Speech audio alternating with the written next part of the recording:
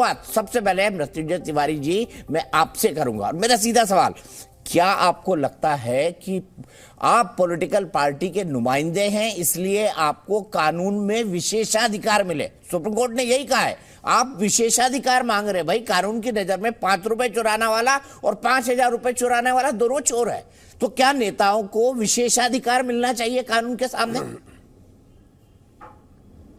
नहीं, देखिए दीपक जी, विशेषाधिकार के लिए नहीं, न्याय के लिए जिस तरह से भारतीय मतलब सुप्रीम कोर्ट ने आपको गलत ठहरा दिया, अन्याय कर दिया? नहीं नहीं, न्याय नहीं, हम तो गए थे। हम ये कह रहे हैं कि हम लोगों ने तो, सब लोग न्याय के लिए जाते हैं, न्याय दरवाजा न्यायपालिका का खटखटाते हैं। अब न्यायपालिका के ऊपर निर्भर करता है, उनके फैसले का हम सम्मान करते हैं, उस पर कोई टीका टिप्पणी नहीं।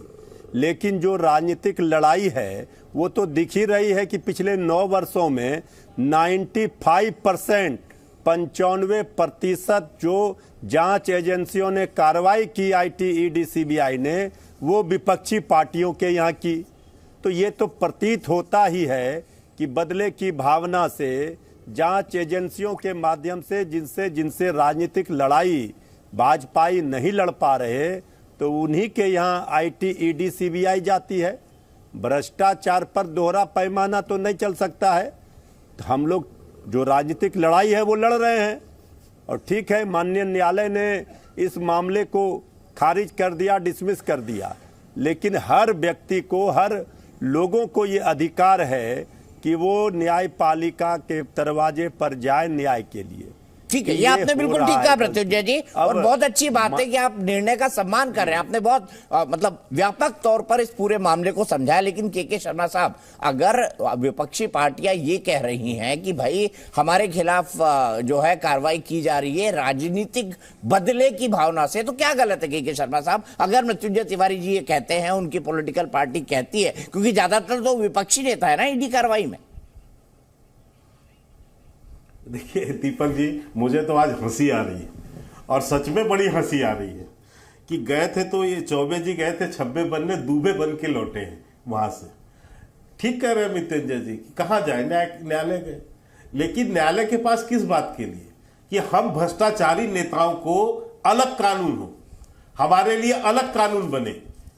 जैसे इसमें पिटीशन में भी है, आप आगे बताएंगे चर्चा में, कि हमें यदि अरेस्ट किया जाए तो हाउस अरेस्ट किया जाए, हम अपने बंगले में, हम अपने उसमें जो राजमहल है उसमें आराम से रहें, और इसके बावजूद हमसे पूछताछ जो है वहां हो। यानी आम आदमी तो जेल जाएगा, जेल में रहेगा, लेकिन ये रहेंगे उसमें। ये है तानाशाही मानसिकता, ये है वंशवादी परिवारवादी मानसिकता। और ये सच कह रहे हैं, ये गलत नहीं कर रहे। लेकिन मैं केवल मृत्युंजय जी को ये बता दूं, क्योंकि इनका पर्टिकुलर इन्होंने आरोप लगाया, इसलिए कि साहब लालू प्रसाद यादव जी, इनके ऊपर किसने जांच बैठाई थी मृत्युंजय जी? ये तो कांग्रेस पार्टी ने बैठाई थी ना। ये देवेगौड़ा जी की वो सरकार थी ना जो सीबीआई बैठाई। ये लैंडमार्क केस में किसने जांच बैठाई? सीबीआई की। ये तो मनमोहन सिंह जी थे ना उस समय, कांग्रेस पार्टी थी ना। तो आप दूसरों पे, हम पे मत लगाइए। हमारे समय कोई केस नहीं है उनके ऊपर, हमारे समय कोई केस नहीं है। सारे केस कांग्रेस और आपके जिनके साथ गलबैया कर रहे हैं आप आज की डेट पर। लेकिन मैं इसे व्यक्तिगत बात को छोड़ता हूं। मैं जो है दीपक जी आज ये कहना चाहता हूं कि ये मानसिकता आपने कुछ दिन पहले भी देखी थी। हम जब कहते थे तो लोग हम पे प्रश्न उठाते थे। आज जब हताश, निराश, बौखलाहट में जब स्थिति बनी है विपक्ष की, तो ये इस तरह से इनकी वास्तविकता उजागर हुई है। प्रमोद तिवारी 15 दिन पहले कहते हैं कि राहुल गांधी और गांधी परिवार के लिए इस देश में अलग कानून चाहिए। ये बाकी 14 दल के लोग मिलकर कहते हैं जो भ्रष्टाचार में आकंठ डूबे पड़े, जो जिनके लोग जेल में हैं, वो कहते हैं कि साहब हम लोगों के लिए अलग कानून बनना चाहिए। अरे मुझे आश्चर्य कि आप जो है इतने बड़े वीआईपी कल्चर आज भी आपके अंदर जी रहा है। आम जनता से आपका कोई लेना देना नहीं है, इसीलिए इस देश की जनता ने आपको जमीन पर ला दिया। इसका जवाब दे देते हैं। पार्टी को ठीक है, मैं आता हूं। बोलिए, आपने बोलिए, आपने सब पॉइंट रख लिया। हमारे पास बहुत टाइम है, बहस को आगे बढ़ाते हैं। और मैं सीधे मुजफ्फर खान साहब के पास चलता हूं, जिनके लीडर फारूक अब्दुल्ला के पास के ऊपर भी ईडी का केस चल रहा है। तिवारी जी 10 सेकंड ले, चलिए ले लीजिए। आप मांग रहे हैं 10 सेकंड, आपके नेताओं का नाम आया, ले लीजिए 10 सेकंड, बोलिए। देखिए दीपक जी, अभी हमारे भाई बोल रहे थे कि लालू प्रसाद जी पर और तमाम भ्रष्टाचार पर, ये देश की जनता जानना चाहती है कि अडानी, विजय माल्या, ललित मोदी, मेहुल चौकसी, ये सारे लोग तो पूरा खजाना देश का, जनता का गाड़ी कमाई लूट कर लेके चले गए। ये कहाँ रह गए इनकी जांच एजेंसी? अरे सर, आपने तिवारी मैं एक बात बोलता हूँ, एक बात बोलता हूँ मैं के शर्मा जी का पक्ष नहीं ले रहा, लेकिन मोदी जी ने अभी जो बीजेपी दफ्तर का एक्सटेंशन का उद्घाटन किया था, उसमें साफ कहा कि जिन लोगों के नाम लिए जाते हैं वो 22,000 करोड़ रुपए लेकर भागे हैं, सबको वापस लाने का केस चल रहा है और उसमें से 20,000 करोड़ रुपए हमने सरकारी खजाने में जब्त कर लिए हैं।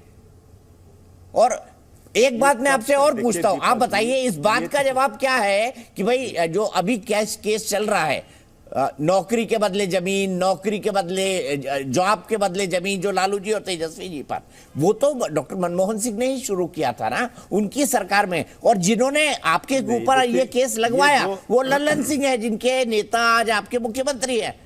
ये भी तो मृत्युंजय जी जनता को पता है ना। 2000 देखिए दीपक जी, 2021 में ये पूरे मामले खत्म हो गए।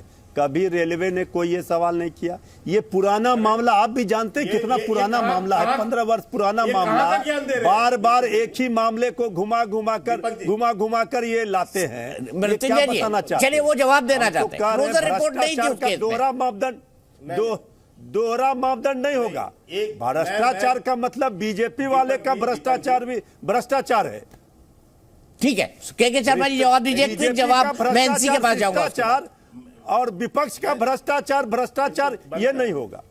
हो गया होगा बंद कैसे करा दीजिएगा भाई? देखिए दीपक जी कि कितना बड़ा झूठ यहाँ पर ये बोल रहा है कि 2021 से बंद है। बताइए कहाँ क्लोजर रिपोर्ट है? कहीं क्लोजर रिपोर्ट बता सकते हो आप लोग? झूठ बोलने के लिए केवल आप यहाँ पर आते हैं। हाँ है आपका नहीं, ये पूरा तो यहाँ मत कीजिए। कहाँ बड़का झूठा मैं चुनौती देता हूँ आप क्या समझाइए? मैं चुनौती देता हूँ। झूठा पार्टी आप है। आप तो जब सरकार था हम चुनौती देते हैं। बिहार में हम चुनौती देते हैं, हम चुनौती देते हैं आपको। इसीलिए हम चुनौती देते हैं आपको। जब 17 में सरकार गई थी, जब 17 में सरकार गई थी तो क्या क्या आरोप लगाए थे? नीतीश कुमार जी चले गए बीजेपी के साथ। उस समय क्या हुआ था? उस समय क्यों नहीं हुआ? उनको बात क्या लेने दीजिए। के शर्मा जी 10 सेकंड आपके और प्लीज। नहीं तो ये कह रहे झूठ बोल रहे हैं, ये झूठ बोल रहे हैं। आप सुनिए, 2017 में भी यही आरोप लगा करके बीजेपी से 20। अरे शांत रहो ना यार, इतना चपड़ अरे भाई मैं ये कह रहा हूं कि 2020 साल 22 साल के बाद लालू प्रसाद यादव को सजा हुई। लालू प्रसाद यादव को 20 साल 22 साल बाद जाकर सजा हुई। इतना लंबा कानून प्रोसेस चला क्योंकि बीच में सरकार हाथ मिला लेते तो सबसे बड़े अरे भैया रहे तो मुखिया का चुनाव नहीं लड़ सकता। लालू जी बीजेपी से मुखिया का चुनाव नहीं लड़ सकता तो मेरा नेता क्या बात कर रहे हो यार? मुखिया का चुनाव लड़े हरिश्चंद होते हैं ना। इजाजत नहीं। आज आसाम के मुख्यमंत्री नहीं आती आप लोग। आज आसाम के मुख्यमंत्री हो गए हरिश्चंद। आज हो गए हरिश्चंद। आज मुकुल राय हरिश्चंद हो गए, येदियुरप्पा जी हरिश्चंद हो गए। जो बीजेपी से हाथ मिलाएगा वो हरिश्चंद होगा, जो नहीं मिलाएगा वो भ्रष्टाचारी होगा। यही तो आपका है। प्रत्युंजय जी उनको जवाब देने दीजिए। आपने भी अपनी बात कह ली, उन्होंने भी, मुझे आगे बढ़ना है। मैं जवाब देंगे, वो तो जवाब सही नहीं दे रहे हैं। आज दीपक जी, आज मैं विपक्षियों की बौखलाहट समझ सकता हूं क्योंकि आज इनको ऐसी मुंह की खानी पड़ी है कि इसके बाद ये देश के जनता के भी शकल नहीं दिखा सकते। और आपस में अभी मेरे पास जो मीडिया रिपोर्ट है, कि जो मीडिया रिपोर्ट से मैं सुन रहा हूं इस समय, आपस में 14 दल लड़ने लगे हैं। ये एनसीपी का अभी स्टेटमेंट सुन लीजिए। एनसीपी का और तमाम दलों का वो कह रहे हैं कि गलतियां किसने की, एक केजरीवाल और कांग्रेस के दबाव पे हमें जाना पड़ा।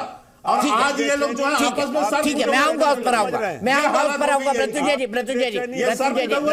एनसीपी का अगर ये बयान है तो प्लीज मैं रिक्वेस्ट करूंगा अपने गेस्ट को कि एनसीपी का अगर ये बयान है कि हमें दबाव में जाना पड़ा तो उसको निकालकर मुझे बताइए कि किसने ये बयान दिया जो के शर्मा जी दावा कर रहे हैं। मुजफ्फर खान साहब, अगर मैं गलत नहीं हूं तो आप वकील हैं। मैं करेक्ट हूं। एनसीपी का बयान जो है एंटी आया है इसके विरुद्ध में, इनके इस पर ये आप उसका परफेक्ट वर्जन देख लीजिए। मैं ये नहीं कह रहा हूं उसमें कि दबाव पर है।